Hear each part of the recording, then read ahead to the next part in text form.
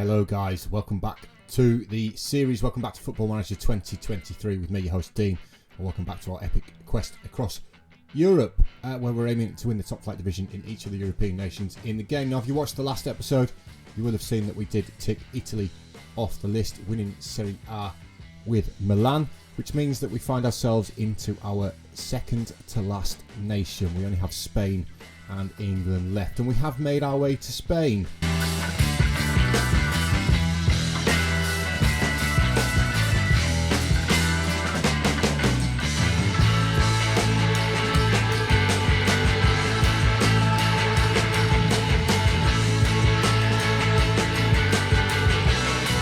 Yes, that's right, guys. We have become the manager of Real Madrid. As I predicted at the end of the last episode, this would possibly happen, that the Real Madrid manager would lose his job, and he did.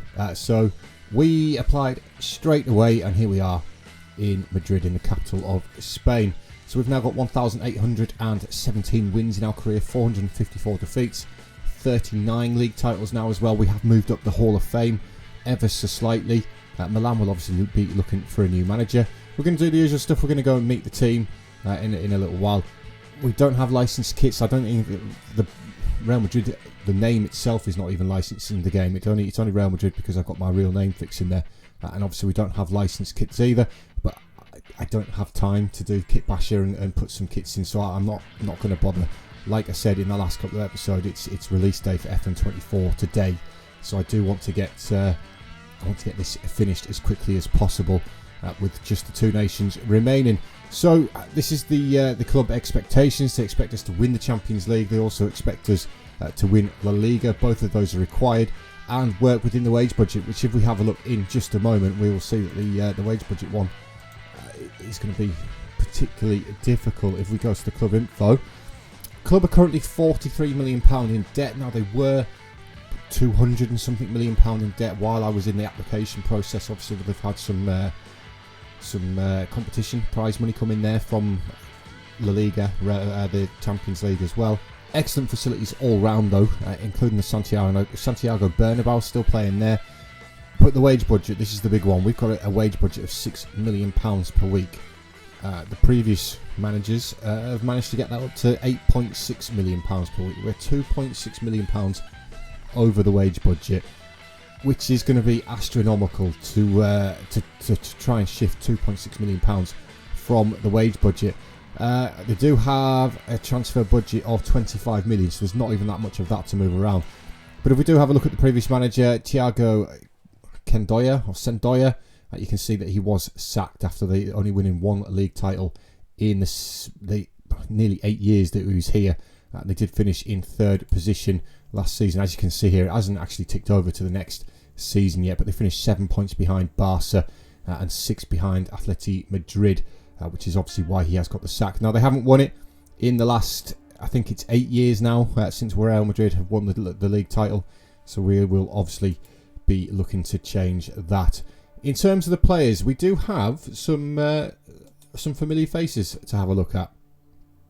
Former players of ours, but we'll start off with the best ability-wise player at the club, and that is Antonio Cortel. He is unfortunately an attacking midfielder. He may find himself playing at right back this season, which is a position that he can play at. Has he actually played as a right back this season? Yes, he's played there 18 times. You can just about see it above my head. So he could end up being the right back for the season, but he looks like a very, very good player at 24 years old. Next up, we've got Jose Diaz. He is going to be the striker for the season. Now, he is absolutely fantastic. I don't think he's one of my former players. I could be wrong. I think that's too early for us to be at PSG. I think I've had that many players in this save, guys, that I forget who is who, unfortunately. But we do have Jose Diaz, the 28-year-old Mexican. Very, very handy striker. Can also play on this right-hand side. I think we possibly have had him at some point in our career. Maybe he just the name sounds familiar. The positions that he plays in sounds familiar as well. But he's an absolutely fantastic advanced forward. Now, the first name that I do recognise is Fernando Hurtado. Now, he is a player who we had at RB Salzburg. I think we're possibly the one who signed him for the 5.25 million from America to Cali. That seems to ring a bell. But he's made his way to Real Madrid for 101 million pounds. Has Hurtado. He is an absolutely fantastic defensive midfielder. Still only just 31 years old is the Colombian. His weight £475,000 a week. Can you imagine earning that much money, guys? So there's one old face. I think Rafael Nequeza is another one, possibly one that we had at Lyon. If I remember rightly, I think we loaned him from Real Madrid here at when we were the manager of Lyon. I think that's what happened. Again, I could be wrong in terms of that. I'm sure there was another one as well who we've had previously, but I probably can't remember now. There's that many. Julian Frender. We sold him to Real Madrid, of course, didn't we? When we were the Feyenoord manager. He's the goalkeeper. We sold him to Real Madrid for £80 million. He's another one of our former players. I think Iker Badiola is another one who we had at Feyenoord, who I signed from Real Madrid on a free transfer, but then Feyenoord have sold him back to Real Madrid for £66 million. I think I signed him as well, if I remember rightly. So that is the players, guys. Obviously, we will meet them properly when we do go through into our first game of the season. Like I say, the board expect us to basically win the Champions League and the league, which is something that we're going to hope to do. It hasn't ticked over to the next season yet, so I've got a little bit to play through. Obviously, I will come back on opening day of the season. We'll meet the team properly, meet the lineup that we're going to play most of the season with, and we'll take on our first game. So I'll catch up with you guys again in just a minute. Right, guys, welcome back. We've made it to opening day of the season, and as you can see up there in the top left, we are away to Valencia at the Mestalla. I think they still play at the Mestalla, do they? They do indeed. We are away to Valencia. Now, we haven't made any signings, obviously due to that astronomical wage budget that we do have. We have now got ourselves back into the black with obviously TV money, sponsor money, stuff like that, and I've barely been able to shift the wage budget at all. We're still £2.5 million over the wage budget, which is, like I say, astronomical, and that is really going to affect us as a manager. We have moved a few players on. There is a couple more as well. We've sold Roman to our former club Milan for £35 million. He was not going to be good enough to play for Real Madrid, in my opinion. He's only made 10 appearances in the last 9 years for Real Madrid there. So we got £35 million for him, got his wages off the book. Pablo Lopez, again, he was a Real Madrid B player, but we have got his wages off the book while he's on loan. And it's the same with Jorge Varga, again, got his wages off the books while he's out on loan. There are a couple more possibly lined up as well for going out, which is Claudio Gil, Callum Perry. He's under offer from 2 clubs in England. I think Perry's on lots of money, £475,000 a week. Yes, he's a very, very good striker, and yes, he can do a job for us. 78 goals and 194 appearances. But I do need to get the wages off the book. And also, one of the squad registration rules that you have here in Spain is you have to have it's effectively a wage cap in terms of registration rules. You have to where's the registration? It's probably not going to tell me here, is it? Let's have a look in here at squad registration. You have to have a maximum squad salary of £5.5 million a week. And for me to get bang on £5.5 million a week, I've had to leave a couple of players out. And one of them is Perry, who, like we saw there, was on £475,000 a week. So that could be one that goes. So we are quite light in terms of the squad. It's a maximum of 25 anyway, so we're only really missing 3. But I do have the B and the under-19 players, of course. So that's what's happened in the pre-season. Since you were with us, we've had a couple of testimonials, a couple of away games in South Korea. We've won all of them, but we are here today to take on Valencia, like I say, at the Mestalla. And we're going to meet our first starting lineup of the season and what would more than likely be our strongest squad going forward. Nequeza is currently injured, so we'll actually swap him for Hernandez. But it's going to be Frender in goal, our former goalkeeper at Feyenoord. He was a bit eccentric for me at Feyenoord, and he's now 35 years old, so that is an area which could be improved. Right back is Antonio Cortel. We did meet Cortel, of course. He played a lot of last season at right back, and he's going to play there for me this season as well. He's a very, very good player. Central defenders is going to be Šemiga, 31-year-old Croatian. Very, very good as a ball-playing defender on defend. pace is starting to let him down a little bit, but he's still a very, very good player. And alongside him, it is going to be a Tush. Benjamin Tush, the Argentine, 32 years old. Again, a fairly decent central defence, but again, slightly aging. Pace is starting to let him down. So again, we'll have to see how we get on there in terms of the defenders. It did list, when we looked at Semiga here, it listed Daniel as a good centre-half here. 28-year-old, he's currently suspended. That's right, Daniel is suspended, which is why Tush is getting the game. Tush would not normally be in that starting lineup. It would be the aforementioned Daniel.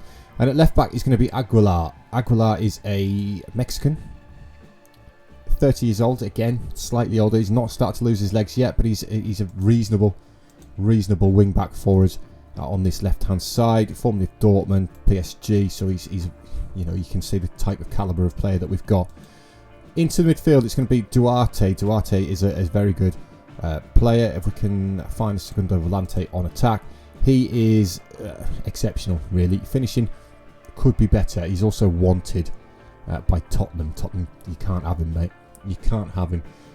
So Duarte is one of them. Hurtado, our former man from RB Salzburg, is going to be the defensive midfielder on defend for us this season. A very, very good defensive midfielder. So glad to have him back. I think it's another one of our former players. I'm pretty sure Iker Badiola was one of our former players. He is going to be the other Segundo Volante for us this season. Again, finishing's a little bit poor, but we can definitely work with it. The two wingers is going to be Weidmann. He is absolutely fantastic. He could also, by the looks of it, play in that Segundo Volante role quite comfortably. So that could be something that we look to do. But as an inside forward on attack, he is absolutely fantastic. He's got great crossing though, which, you know, again, maybe more suited to a winger. On the left hand side for today is going to be Hernandez. Hernandez, like we saw, I did have to swap him around. He's not going to be the starting left side of midfielder. It will be Nequeza, but he's still only a 22-year-old man. Still has got some potential to grow into. And then up top it is going to be Luis Diaz. Hopefully he's going to bag us a load of goals this season in the Liga, really. And you know, because we need him to, because we're going to have to try and overthrow Barcelona. If we have a look at bear with me a second here, guys. If we have a look at the Liga, you can see the season preview. We've just moved to the top. When I took over, we were second behind Barca. That's good. We're now the favourites for the league title, according to the season preview. It's just ahead of Barca and Atleti, and there's a little bit of a gap to Villarreal. So we are favourites, so we should be able to win La Liga title at the first time of asking. But that is going to be the first lineup for the season, guys. Away to Valencia at the Mestalla. Let's hope we can get off to a fantastic start. So guys, we're underway in our first La Liga game. We're 10 minutes in. We are on the attack. It's Cortel with the deep free kick towards the back post. The goalkeeper Munoz has tipped it over the bar. We're in our change kit here, by the way, guys. Valencia do play in white, so we're in our bluey grey kit. And the corner's taken by Weidmann on the left-hand side towards Semiga at that near post. It's a poor header though, and it has gone over the bar for a goal kick for Valencia. Decent start though so far from Real Madrid. Obviously we are looking to knock La Liga off as quickly as possible. As I've already said, today is actually release day for the full game of FM24, and I want to finish this before I jump into my FM24 stuff, really. So I need to get Spain and England knocked off as quickly as possible. As we come forward with Hernandez on the left hand side here, checks back, gets the ball to the back post, and Weidmann, who's put it wide of the post. Again, not the greatest starts in terms of aerial ability from a couple of our players there. Almost half time now. We are actually struggling to break this Valencia squad down. Hopefully this is the opportunity. Diaz plays it down the line towards Hernandez. He's tackled by Munoz, but he does well to get away from him. For Hernandez inside the area now. Can he get his effort away? Luis Angel Hernandez gets our Real Madrid career off to a good start. It's taken us 44 minutes to break down Valencia, but Hernandez has done fantastically well to get that one into the back of the net.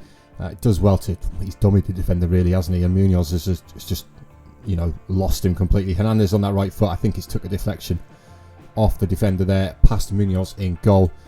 But 1-0 to Real Madrid right on the stroke half-time. And there is that half-time whistle, guys. So that's really, really good. It's a good start for us in La Liga. And now we're into the second half, and we are looking to extend that lead. and it's Hernandez, the goal scorer, over the ball. Finds Aguilar, back to Tush. Tush bringing it forward towards Hurtado, into Duarte. Now a Weidman on the left-hand side. Right-hand side. Good ball over the top towards Diaz. He's hit the post. He's hit the base of the post as Luis Diaz. I wasn't sure he was going to get the effort away there. He had two defenders around him, but he did manage to get the effort away. And it cannoned back off at the bottom of the post. We're into the final 20 minutes, and we have made a change up front. We've brought Pavon on, who we didn't really look at before the game. We've brought Pavon on for Diaz. Diaz is not having the best of games. Valencia go close there, and this is the danger of the 1-0 lead. Of course, Valencia all they need is to get one goal, and we're all square again. Yes, but Diaz was not having the best of games. Weidman's not having the best of games on the right-hand side either. But into the final 10 minutes, I'm just going to sort of leave and really, and hope that Valencia don't come and get an equaliser. They are on the ball. It's Pablo.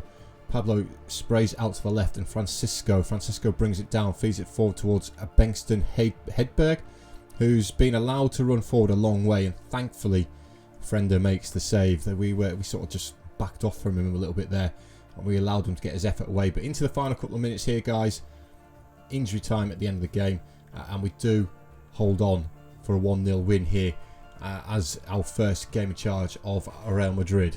Right, so guys, after the opening game of our La Liga career, we find ourselves in 8th position. Obviously we did win.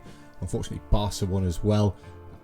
Where's Atletico Madrid atop, so they both won. Our two biggest rivals for the season basically have both won their opening games.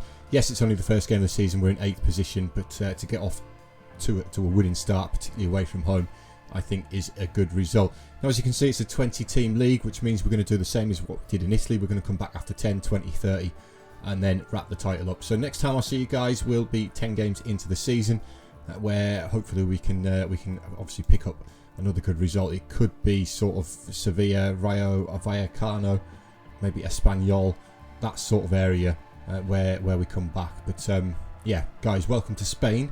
Second to last nation on our journey. Finally, we're getting there. And thank you for watching. Please remember to hit that thumbs up button for me though, guys. If you do like what you've seen, remember it does help me out massively. And I will see you all in the next episode, guys. So cheers, guys, and I'll see you later.